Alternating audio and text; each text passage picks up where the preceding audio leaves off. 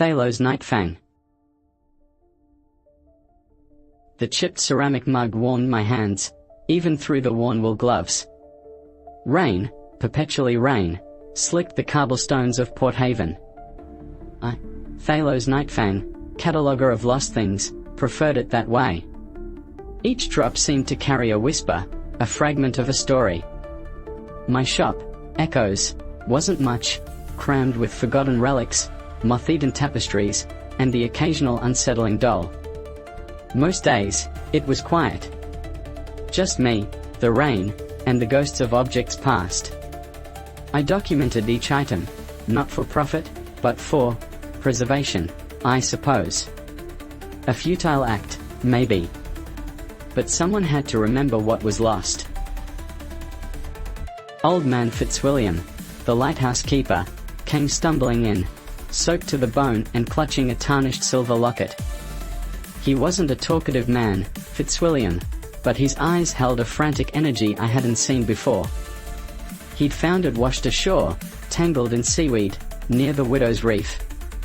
He said it felt wrong. Not haunted, exactly, but displaced. Like a tear in the fabric of things.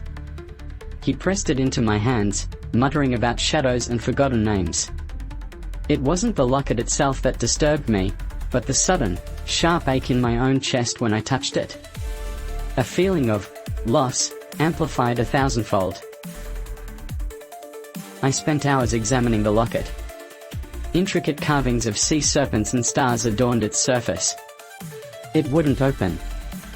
I tried everything, delicate tools, gentle pressure, even a bit of arcane solvent I'd acquired from a traveling alchemist. Nothing. Then, I remembered the old woman, Morwen, who lived on the cliffs. She'd been a weaver of stories, a keeper of lore, before she'd retreated into silence. It was a long shot, but I decided I had to ask her.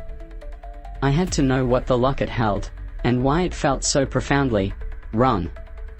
It meant venturing out into the storm, into the heart of the Widow's Reef legend, but I couldn't ignore the pull. Morwen's cottage was a labyrinth of tangled yarn and half-finished tapestries.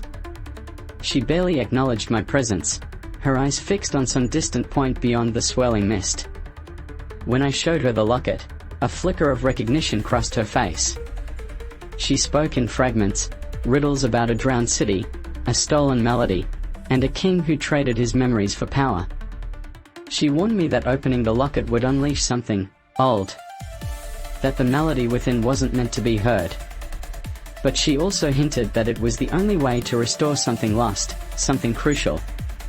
Each clue led to another, more dangerous location, a sunken temple, a whispering cave, and the treacherous currents of the Serpent's Tooth. I finally managed to open the locket, not with tools or spells, but with a shard of obsidian I'd found in the sunken temple. Inside, there wasn't a portrait or a jewel, but a tiny, perfectly preserved seashell. And when I held it to my ear, I didn't hear the ocean, but a song. A haunting, melancholic melody that resonated deep within my soul. The song wasn't the source of the disturbance, though. It was the silence that followed. A vast, echoing emptiness where my own memories should have been. I realized then that the locket wasn't holding a lost melody, it was stealing memories. And I was the next target. The memories began to fade, slivers of my past dissolving like sugar in water. My shop, my name, the faces of those I'd known, all slipping away. I fought against it, scribbling notes, sketching portraits, anything to anchor myself to reality. But it was like trying to hold sand in my hands. Despair settled in, heavy and suffocating. I was becoming a ghost in my own life, a hollow shell. Morwen had warned me. I should have listened. The locket wasn't a key to restoration, it was a curse. And I had unleashed it upon myself. I raced back to Morwen's cottage, desperate for a solution. She was waiting, her eyes filled with a grim understanding. She explained that the locket belonged to a sea king who'd traded his people's memories for eternal life. The melody was a prison, trapping the stolen recollections.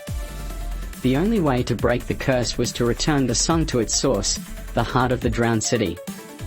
A perilous journey, fraught with dangers. But I had nothing left to lose. I dove into the churning sea, guided by the fading echoes of the melody, and descended into the watery ruins. The drowned city was a hauntingly beautiful graveyard of forgotten dreams. I found the city's heart, a massive, coral-encrusted shell, pulsing with a faint, ethereal light. I held the locket to the shell, and the melody poured forth, a wave of sorrow and longing. The city shuddered, then sighed. And as the last note faded, my memories flooded back, sharper and more vibrant than before. I surfaced, gasping for air, the locket now empty and inert. The rain had stopped. Port Haven was bathed in a soft, golden light. I returned to my shop, the scent of old books and forgotten things welcoming me home. The echoes of the past were still there, but they no longer threatened to consume me. They were simply echoes. Reminders of what was lost, and what had been saved.